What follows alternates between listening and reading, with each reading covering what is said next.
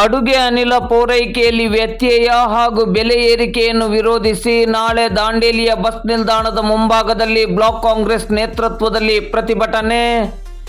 ಅಡುಗೆ ಅನಿಲ ಪೂರೈಕೆಯಲ್ಲಿ ವ್ಯತ್ಯಯ ಹಾಗೂ ಬೆಲೆ ಏರಿಕೆಯನ್ನು ವಿರೋಧಿಸಿ ನಾಳೆ ಮಾರ್ಚ್ 15 ಭಾನುವಾರ ಬೆಳಿಗ್ಗೆ 10 ಗಂಟೆಗೆ ಸರಿಯಾಗಿ ದಾಂಡೇಲಿ ನಗರದ ಬಸ್ ನಿಲ್ದಾಣದ ಮುಂಭಾಗದಲ್ಲಿ ದಾಂಡೇಲಿ ಬ್ಲಾಕ್ ಕಾಂಗ್ರೆಸ್ ನೇತೃತ್ವದಲ್ಲಿ ಪ್ರತಿಭಟನೆಯನ್ನು ಹಮ್ಮಿಕೊಳ್ಳಲಾಗಿದೆ ಎಂದು ದಾಂಡೇಲಿಯ ಬ್ಲಾಕ್ ಕಾಂಗ್ರೆಸ್ ಅಧ್ಯಕ್ಷರಾದ ಮೋಹನ್ ಹಲ್ವಾಯಿ ಅವರು ತಿಳಿಸಿದ್ದಾರೆ.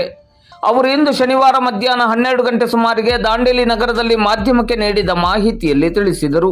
ಇದು ಕಾಂಗ್ರೆಸ್ ಪಕ್ಷಕ್ಕೆ ಸಂಬಂಧಿಸಿದ ಹೋರಾಟವಲ್ಲ. ಇದು ಜನಸಾಮಾನ್ಯರ, ಬಡವರ, ಹೋಟೆಲ್ ಹಾಗೂ ವಸತಿ ನಿಲಯಗಳಲ್ಲಿ ಅಡುಗೆ ಅನಿಲ ಪೂರೈಕೆಯಲ್ಲಾಗುತ್ತಿರುವ ವ್ಯತ್ಯಯ ಮತ್ತು ಬೆಲೆ ಏರಿಕೆಯಿಂದಾಗುತ್ತಿರುವ ಸಮಸ್ಯೆಗಳ ವಿರುದ್ಧ ನಡೆಯುತ್ತಿರುವ ಪ್ರತಿಭಟನೆಯಾಗಿದೆ. ಅಡುಗೆ ಅನಿಲ ಪೂರೈಕೆ ಸ್ಥಗಿತಗೊಳ್ಳಲು ಮತ್ತು ಬೆಲೆ ಏರಿಕೆಗೆ ಕೇಂದ್ರ ಸರ್ಕಾರವೇ ನೇರ ಕಾರಣವಾಗಿದೆ.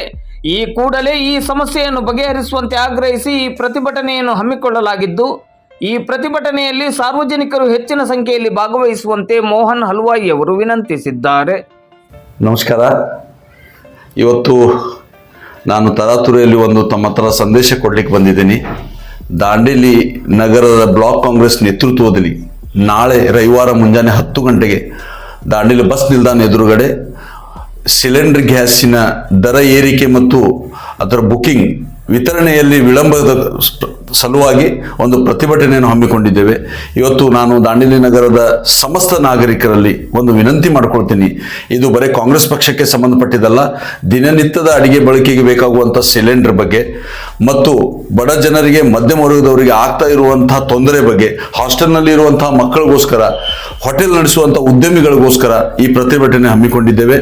ದಿನನಿತ್ಯ ಬಳಕೆಗೆ ಆಗುವಂಥ ತೊಂದರೆಯನ್ನು ಯಾವಾಗ ಇವ್ರ ಕೈಯಲ್ಲಿ ಸರ್ಕಾರ ಕೊಟ್ಟ ಮೇಲೆ ಯಾವ ಮಟ್ಟಕ್ಕೆ ಈ ದರವನ್ನು ಏರಿದೆ, ಮೊದಲು ಯಾವ ಮಟ್ಟದಲ್ಲಿ ದರ ಇತ್ತು ಅನ್ನೋದು ಮನಗಣನೆ ಮಾಡಿ ನಮ್ಮ ಪ್ರತಿಭಟನೆಯು ರಾಷ್ಟ್ರದ ಪ್ರಧಾನಮಂತ್ರಿಯವರಿಗೆ ಮುಟ್ಟುವ ಹಾಗೆ ನಾವೆಲ್ಲರೂ ಒಗ್ಗೂಡಿ ಪಕ್ಷ ಭೇದ ಬಿಟ್ಟು ನಾವು ಈ ಪ್ರತಿಭಟನೆ ಯಶಸ್ವಿಗೊಳಿಸೋಣ.